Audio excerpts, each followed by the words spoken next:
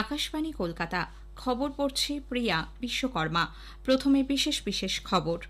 প্রধানমন্ত্রী নরেন্দ্র মোদী বলেছেন, যুব সমাজ দেশ গঠনে অংশগ্রহণ করলে দেশ দ্রুত উন্নতি সাধন করে।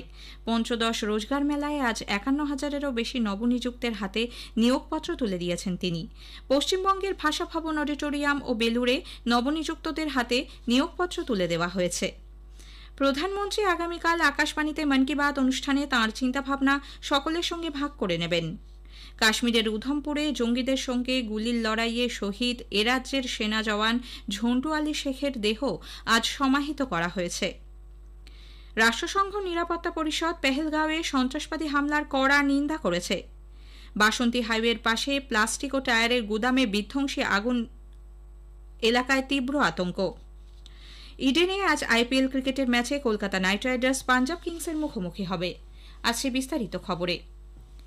যুব সমাজ দেশ গঠনে অংশগ্রহণ করলে দেশ দ্রুত উন্নতি সাধন করে এবং বিশ্ববাসীর কাছে নিজের চিহ্ন রেখে যায় বলে প্রধানমন্ত্রী নরেন্দ্র মোদী মত ব্যক্ত করেছেন। ভিডিও কনফারেন্সিং এর মাধ্যমে আজ রোজগার মেলায় বিভিন্ন সরকারি দপ্তর ও সংস্থায় ৫১,০০০-এরও বেশি নবনিযুক্তের হাতে নিয়োগপত্র তুলে দেন শ্রী মোদী। তিনি বলেন, কঠোর পরিশ্রম এবং উদ্ভাবনের মাধ্যমে দেশের যুব সম্প্রদায় আজ গোটা বিশ্বের কাছে নিজেকে প্রমাণিত করেছে। जब युवा राष्ट्र के निर्माण में भागीदार होते हैं तो राष्ट्र तेज विकास भी करता है और विश्व में अपनी पहचान भी बनाता है। भारत का युवा आज अपने परिश्रम और इनोवेशन से दुनिया को ये दिखा रहा है कि हम में कितना सामर्थ्य है। Skill India, startup India, digital India जैसे अनेक अभियान इस दिशा में युवाओं के लिए नए अवसर बना रहे हैं। শ্রী মোদী বলেন, আজকে যারা নিয়োগপত্র পাচ্ছেন তাদের সবচেয়ে বড় দায়িত্ব হল দেশের অর্থনীতি ও অভ্যন্তরীণ নিরাপত্তাকে শক্তিশালী করা, পরিকাঠামোর উন্নয়ন এবং শ্রমিকদের জীবনে পরিবর্তন আনা। তারা যতই নিজেদের কাজের প্রতি সৎ থাকবেন, বিকশিত ভারতের যাত্রা ততই ত্বরান্বিত হবে। মহিলাদের ক্ষমতায়নে স্বনির্ভর গোষ্ঠীগুলির জন্য বাজেটে বরাদ্দ ৫ গুণ বৃদ্ধি করা হয়েছে বলে প্রধানমন্ত্রী জানান। हमारी नारी शक्ति ब्यूरोक्रेसी से लेकर स्पेस और साइंस के क्षेत्र में नई बुलंदियों को छू रही। सरकार का विशेष ध्यान ग्रामीण महिलाओं के सशक्तिकरण पर भी है। सेल्फ हेल्प ग्रुप, बीमा सखी, बैंक सखी और कृषि सखी जैसी पहल ने ग्रामीण महिलाओं के लिए नए अवसर तैयार किए। आज देश में हजारों महिलाएं ड्रोन दीदी बनकर अपने परिवार और गांव की समृद्धि सुनिश्चित कर रही हैं। পঞ্চদশ এই রোজগার মেলা দেশের ৪৭টি স্থানে অনুষ্ঠিত হচ্ছে। এর মধ্যে কলকাতায় জাতীয় গ্রন্থাগারে আয়কর দপ্তরের উদ্যোগে মোট ২৯৩ জনকে নিয়োগপত্র দেওয়া হয়। বেলুড়েও রোজগার মেলা অনুষ্ঠিত হচ্ছে। জাতীয় গ্রন্থাগারের অনুষ্ঠানে উপস্থিত ছিলেন কেন্দ্রীয় প্রতিমন্ত্রী সুকান্ত মজুমদার। তিনি ২৫ জনের হাতে নিয়োগপত্র তুলে দেন। নবনিযুক্তরা স্বরাষ্ট্রমন্ত্রক, রাজস্ব বিভাগ, ডাক বিভাগ, রেল, কর্মীবর্গ, জন অভিযোগ, পেনশন প্রভৃতি দপ্তরে কাজে যোগ দেবেন। পরে এক সাংবাদিক বৈঠকে কেন্দ্রীয় প্রতিমন্ত্রী সুকান্ত মজুমদার বলেন, রোজগার মেলায় এ পর্যন্ত সারা দেশে ৮ লক্ষ যুবক যুবতীকে নিয়োগপত্র দেওয়া হয়েছে। তবে এই নিয়োগে এখনো পর্যন্ত কোনো দুর্নীতির অভিযোগ ওঠেনি। প্রধানমন্ত্রী নরেন্দ্র মোদী আগামীকাল আকাশবাণীতে মন কি বাত অনুষ্ঠানে তাঁর চিন্তাভাবনা সকলের সঙ্গে ভাগ করে নেবেন। এটি হবে মাসিক এই বেতার অনুষ্ঠানের ১২১তম পর্ব। আকাশবাণী ও দূরদর্শনের সবকটি প্রচার তরঙ্গ এবং নিউজ অন এআইআর ওয়েবসাইট ও মোবাইল অ্যাপে বেলা ১১টা থেকে মন কি বাত শোনা যাবে। এআইআর নিউজ, ডিডি নিউজ, প্রধানমন্ত্রী কার্যালয় এবং তথ্য ও সম্প্রচার মন্ত্রকের ইউটিউব চ্যানেলেও তা শোনা যাবে। হিন্দি ভাষায় সম্প্রচারের ঠিক পরেই আঞ্চলিক ভাষায় মন কি বাত সম্প্রচারিত হবে। রাত ৮টায় আঞ্চলিক ভাষায় তর্জমা পুনঃসম্প্রচারিত হবে।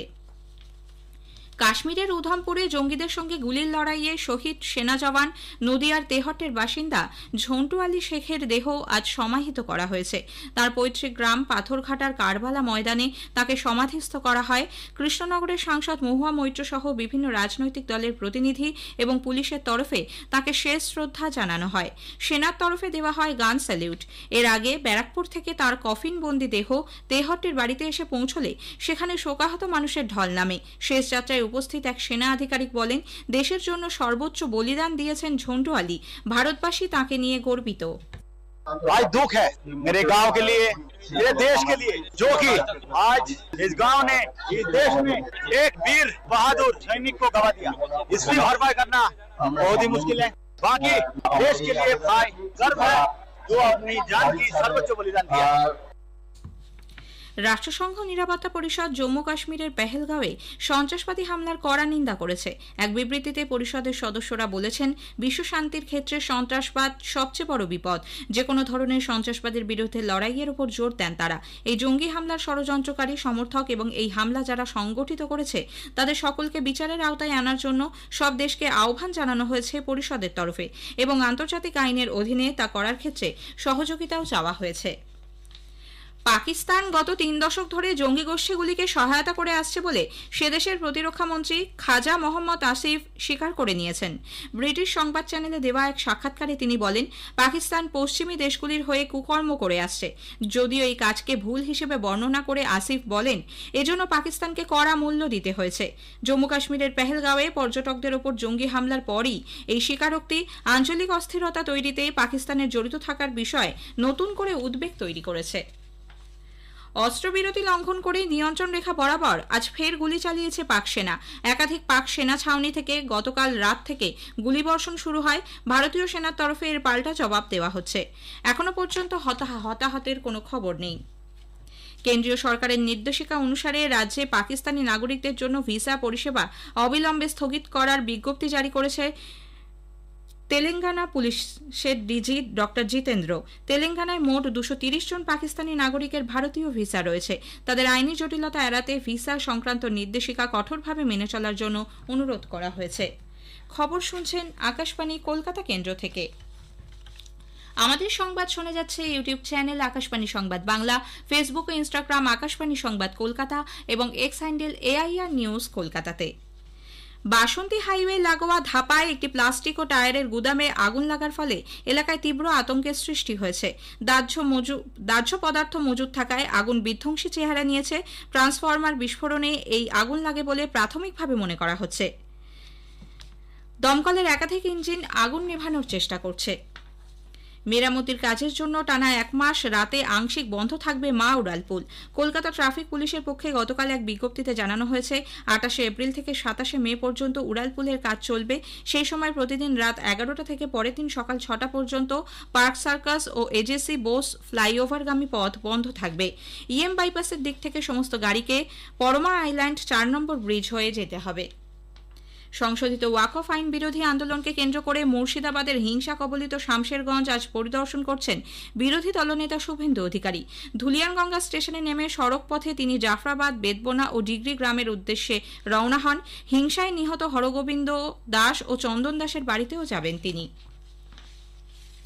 সমন্বিত কমান্ড এবং কন্ট্রোল কেন্দ্রের মাধ্যমে মাতা বৈষ্ণোদেবী দর্শনের যাত্রীদের নিরাপত্তা নিশ্চিত করার উদ্যোগ নেওয়া হয়েছে। এই ব্যবস্থা মে মাসের প্রথম সপ্তাহ থেকে রিয়াসি জেলার কাটরা শহর থেকে নিয়ন্ত্রণ করা হবে।